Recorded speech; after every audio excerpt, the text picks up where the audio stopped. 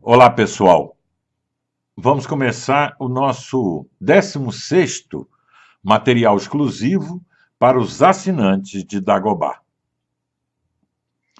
Nesta semana tivemos como, talvez, evento simbólico mais significativo a suposta delação dos marqueteiros do PT, João Santana e Mônica. Eles, na verdade, estão promovendo uma farsa. Eles confessaram que tudo que receberam é caixa 2. E confessaram assim, na maior alegria, não é? Porque eles estavam apenas repetindo o ardil, o truque inventado por Márcio Tomás Bastos no final de 2005, quando, surpreendido no Mensalão, Lula foi a Paris e deu uma entrevista, aquela fatídica entrevista em que dizia que o grande erro do PT foi ter feito tudo o que os outros partidos sempre fizeram, caixa 2. É claro que o dinheiro recebido, 4,5 milhões, e é muito mais do que isso, pelo casal de marqueteiros do PT, foi dinheiro do crime, dinheiro roubado da Petrobras. Né?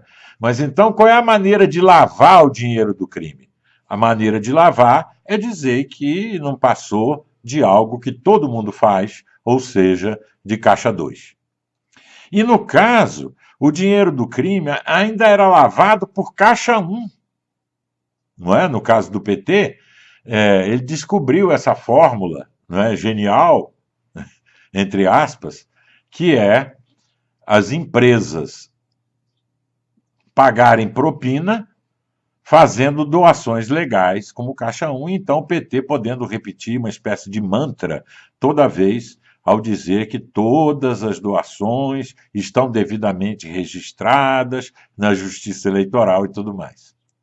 Bom, um outro fato também importante foi uma pesquisa do Instituto Paraná Pesquisa, né, que teria dado, eu não vi a pesquisa, né, ela foi noticiada no site O Antagonista, que metade praticamente da população acha que o registro do PT deve ser extinto e que a outra metade acha que não.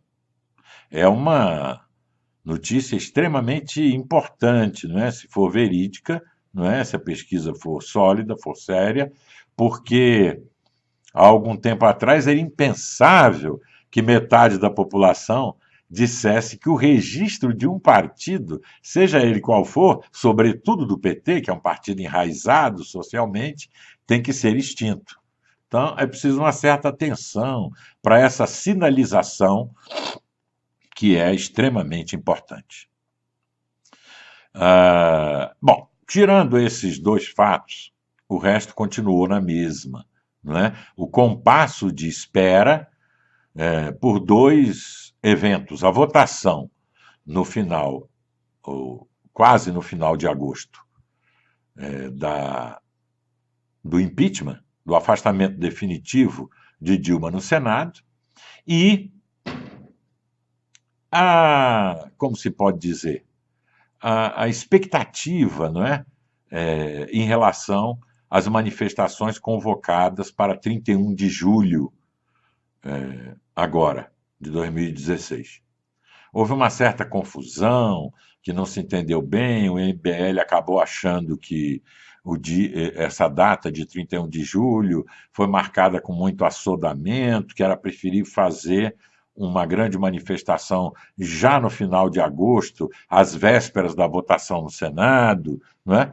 De qualquer maneira, a manifestação de 31 de julho está mantida, e talvez ela não seja um grande swarming, não sei.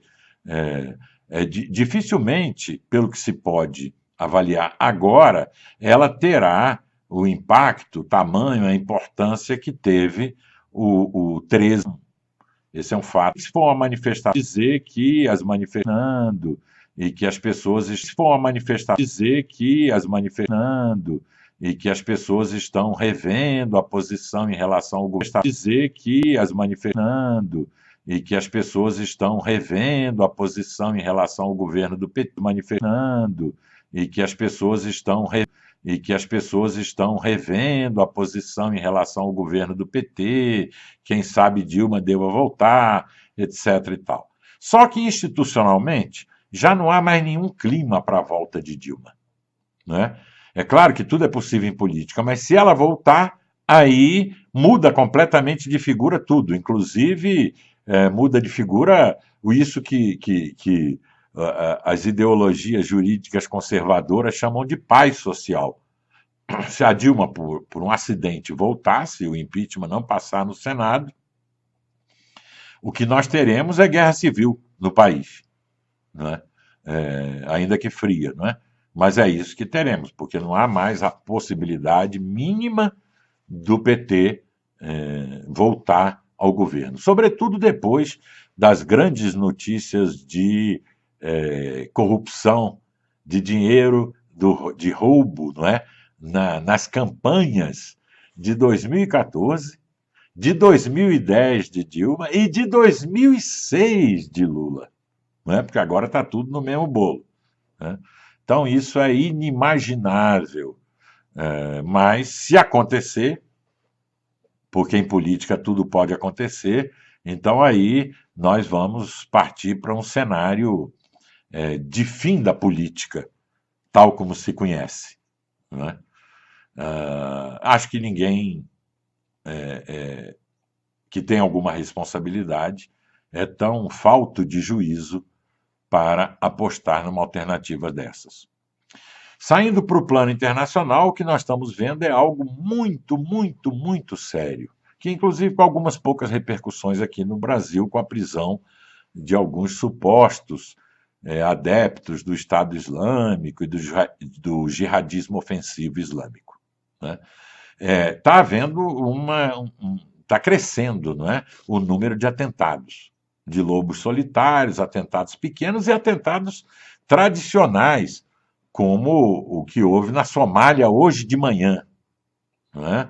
Do Al-Shabaab, não é? Que é uma organização terrorista do jihadismo ofensivo islâmico. Mas há quase todo dia, na última semana, nos últimos 7 dias, nós temos um atentado em algum lugar do mundo, não é? Ainda que é um atentado feito por uma pessoa, por 2 pessoas, por 3 pessoas, não é? Atentados com armas, com bombas, com facas, né? Então, isso está crescendo no mundo, não é? E isso é um problema seríssimo para a paz mundial e para a democracia, não é? No plano global. O mundo está se globalizando, de certa maneira, entre aspas, não é? Pelo terror. E isso significa que o terror está vencendo. Vencendo em que sentido? Em cada lugar do mundo, as pessoas estão sendo obrigadas a trocar parcelas ou graus de sua liberdade por segurança. Esta é a vitória do terror. É levar a guerra ao mundo todo. O projeto, vamos dizer, estatista islâmico, não é um movimento social, não tem nada a ver com sociedade. É o projeto de um califado, é o projeto de constituir uma espécie de pan-estado mundial, só que com a lógica local, e não com a lógica da conexão local-global. Com a lógica local, significa que o mundo segundo eles, deve retroceder para bunkers, não é? Um conjunto de bunkers com poucas relações entre si e todos eles regidos por caciquias locais, que é a base, a Al-Qaeda, que é a origem da Al-Qaeda, não é? Na Arábia Saudita. Era um movimento, e continua sendo, contra a globalização e por uma localização conservadora, por uma localização que separa e mantém estados fortemente hierarquizados em um clima de disputa e de guerra permanente uns contra os outros, não é? Isso é a barbárie. Não é? Se falava em barbárie alguns anos atrás, não é? A barbárie é isso, não é? É não estilhaçar o mundo, como a sociedade em rede está fazendo, mas localizar o mundo em polos autocráticos, não é? Inviabilizando a democracia e inviabilizando ou reduzindo drasticamente os graus de liberdade. Por isso, num post nessa semana, eu cheguei a dizer que isso não pode ser enfrentado com a guerra. A guerra generalizada, a guerra levada para o mundo todo, a guerra do fim do mundo, como pretende o Estado Islâmico, eles são agentes do fim do mundo. Esse tipo de guerra é um inferno na Terra, não é? É fazer o mundo retroceder ao século VII, não é? Como pretende o Estado Islâmico. Né? Bom, então este é um ponto para altíssima preocupação, porque as duas grandes ameaças, a paz mundial e a democracia, são as tendências expansionistas russas, não é? Com Putin, por um lado, e essa globalização perversa promovida pelo jihadismo ofensivo islâmico. São dois estatismos. Aliás, Putin parece que está se descobrindo e está por trás também dessas coisas do Wikileaks agora e daquele outro canalha chamado Snowden, né? Isso tudo está fazendo parte de criar um clima que reinstale um programa de blocos, um programa de Guerra Fria, não é? O tipo de denúncia que sai, inclusive, agora contra Hillary, né? Para fortalecer supostamente a vitória de alguém que levará o mundo de volta para a Guerra Fria, como é o caso do Trump. Né? Por isso que Putin aposta na vitória do Trump e não na vitória da Hillary. Não é? Putin é um autocrata. O governo da FSB, ex-KGB, é um governo que tem como objetivo, primeiro, nunca mais sair do poder. Segundo, voltar a uma política de blocos, que é onde esse pessoal pode sobreviver. Né? Eles foram feitos para isso. Foram feitos como agentes da Guerra Fria. Tirando tudo isso, que é um cenário regressivo que nós assistimos no plano global, né? No Brasil ainda houve, ou está havendo um movimento pela aprovação de uma escola sem partido, na verdade bastante equivocado, não é? Porque se a partidarização do ensino deve ser coibida, não é? Não só nas provas, nos currículos, nos materiais didáticos, não é? Nos critérios de avaliação. Não é?